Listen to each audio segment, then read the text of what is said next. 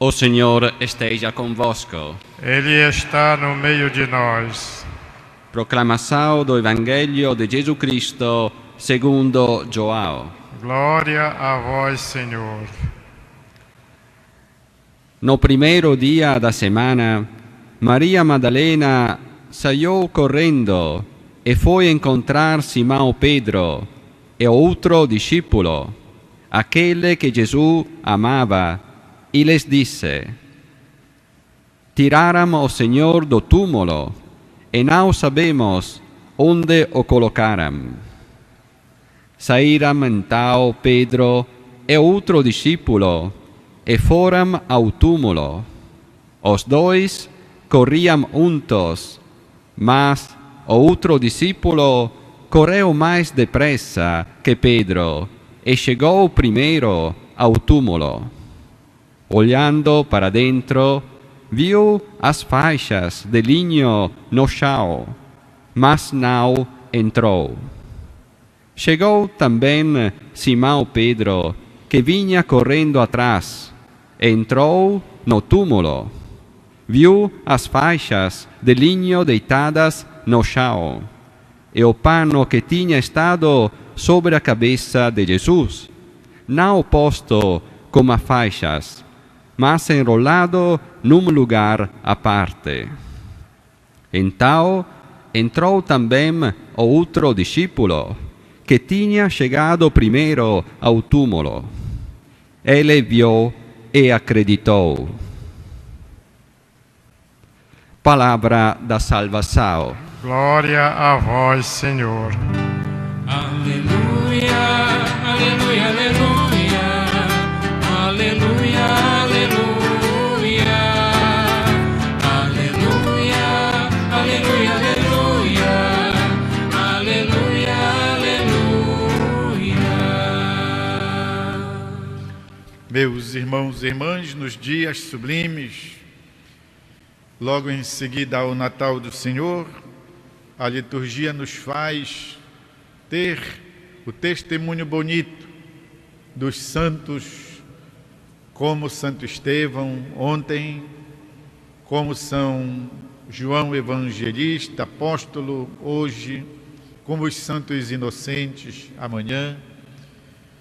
E assim nós somos colocados, pois, numa atmosfera de sublimidade, de santidade, de fidelidade, de lealdade para com o próprio Senhor, Deus feito carne no meio de nós. Hoje a liturgia nos leva a contemplar São João desde a sua juventude até a sua morte, bem velhinho. São João foi dos primeiros discípulos de João Batista, ele com seu irmão Tiago. Eram batistas, no sentido que discípulos do grande pregador, justiceiro de Deus, João.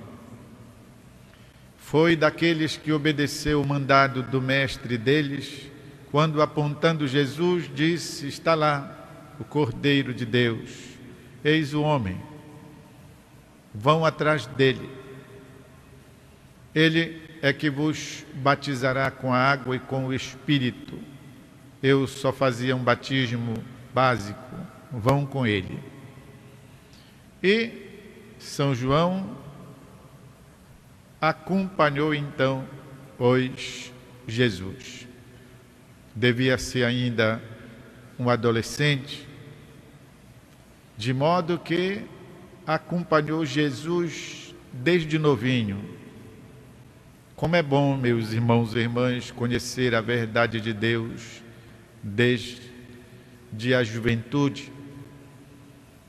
É mais empenhativo, em certo sentido é mais sacrificável, mas vale a pena. A alegria de conhecer a verdade de Deus desde novos e viver numa atitude de escolha fundamental nesta direção, conquanto a gente possa alguma vez se distrair daqui e dali, mas o rumo nós sabemos qual é. Este jovem aparece, pois, com toda a sua força, a pujança da sua juventude, no episódio da ressurreição de Jesus no túmulo vazio, onde então eles correm. Pedro e o discípulo que Jesus amava correm.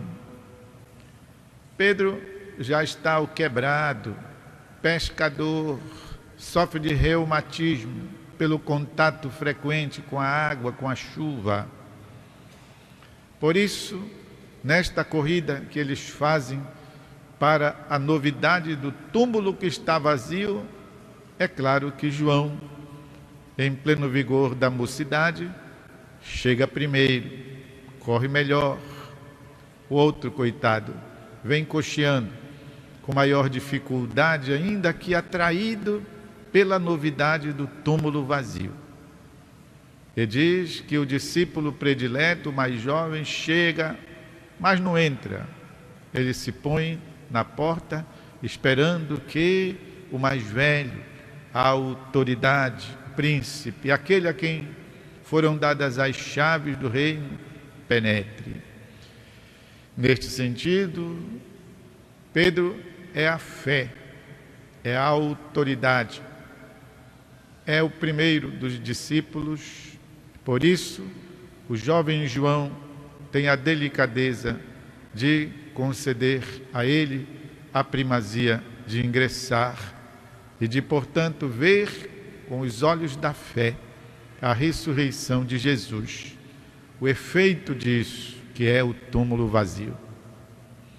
João aparece em vários episódios da vida do Senhor, na transfiguração, por exemplo, de modo que toda a vida deste jovem, ela foi gasta no serviço de Deus. E nós vamos encontrar João, que recebe da boca de Jesus na cruz a mãe: filho, aí está a tua mãe, cuida dela. E a tradição nos diz que João, desde aquele instante, acolheu Maria em sua casa. Casa quer dizer muita coisa. Casa quer dizer vida, quer dizer no coração, quer dizer nos projetos, quer dizer entre as coisas mais estimadas. Casa quer dizer aquele lugar onde você coloca algo, alguém que lhe é precioso. E vamos encontrar ainda o jovem João acompanhando Nossa Senhora até Éfeso, lá aonde, segundo a tradição, está ainda hoje, e a gente pode ver, a casinha onde Nossa Senhora teria, depois de residido em Éfeso, hoje transformada numa igreja, uma pequena igreja, mas tem todo este simbolismo. João, que, portanto, na sua juventude, ama a Jesus, ama Nossa Senhora. Mas, dizia, vamos contemplá-lo também na velhice, já velhinho. A tradição diz que São João morreu com 100 anos, 100 anos. E, de fato, se estabelece o ano 100 para, então, se poder datar a redação, pois, do último escrito da Sagrada Escritura, com 100 anos. E João passa a sua velhice em Pátimos, na ilha de Pátimos, de modo que lá ele então recebeu as revelações finais da Escritura do Reino de Deus, que ele depois reporta no livro do Apocalipse. E se diz que lá João era muito querido, muito estimado, era um velhinho muito amado. E os jovens, na reunião do grupo de jovens, gostavam de ouvi-lo. Iam buscar já o velhinho, assim, numa cadeira, tipo uma padiola, que eles carregavam, e enchiam de travesseiro daqui e dali, porque o velhinho escorregava, ora para a direita, ora para a esquerda, e levavam até o grupo de jovens e faziam para ele um pedido: apóstolo João, nos conte o que Jesus falou. E o velhinho então dizia: ele falou, filhinhos, amai-vos. Mas você já disse isso da vez passada. Você que conheceu Jesus, que viu com os seus olhos, que o viu desde a juventude, e como você diz na sua carta, nós vimos, comemos, tocamos nele, vimos a vida que se manifestou, nos diga outra coisa que ele falou. E o velhinho repetia, ele disse: filhinhos, amai-vos. Tá bom, nós já escutamos isso 1500 vezes. Lembre, diga outra coisa que Jesus tenha dito. E o velhinho repetia, ele disse: filhinhos, amai-vos. Imaginem, já com 100 anos, pode ser que uma pessoa já não esteja mais de plena posse das suas memórias, já não recorde assim tão bem episódios, quem sabe, passados há tanto tempo. Mas a lição fundamental, a coisa principal de que Jesus tenha falado, ele não esqueceu jamais. E por isso, repetia sempre, ele falou: filhinhos, amai-vos. Vejam então, meus irmãos e irmãs, uma vida inteira, a de São João, apóstolo e evangelista, dedicada a Jesus. Como ficou fincada na sua memória, na sua lembrança, o ensinamento fundamental saído da boca de nosso Senhor Jesus Cristo. Ele disse: filhinhos, amai-vos. Nós então podemos entender como por toda a vida, desde a infância, da juventude até a velhice, até quem sabe já a caduquice do velhinho, ele nunca esqueceu o ensinamento principal. E a vida dele deve com certeza ter sido regida conforme aquilo que ele aprendeu da boca do próprio Senhor.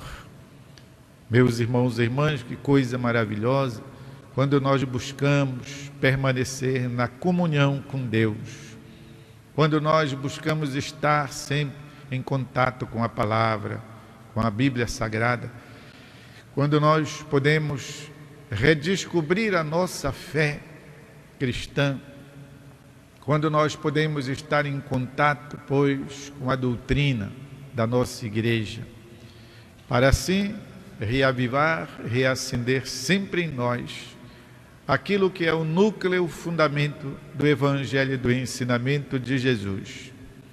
Quando nós podemos permanecer na comunhão com Deus, especialmente quando recebemos a hóstia consagrada, Deus mesmo, de forma sacramental, que vem a nós, na sua pessoa inteira, Deus verdadeiro de Deus verdadeiro. Que apesar do mal que existe no mundo, que apesar das tentações que nos assaltam, que apesar do pecado que por vezes experimentamos, jamais nos afastemos naquilo que dependa de nós, do coração de Jesus, do seu amor, da sua misericórdia, para que a nossa vida, desde quando o tenhamos conhecido até o fim, velhinhos, possamos ter sempre gravado em nossa alma o ensinamento do Senhor: filhinhos, amai-vos. Vamos fazer um instante de silêncio, de modo que cada um de nós possa também colocar no próprio inconsciente este ensinamento de Jesus: amai-vos.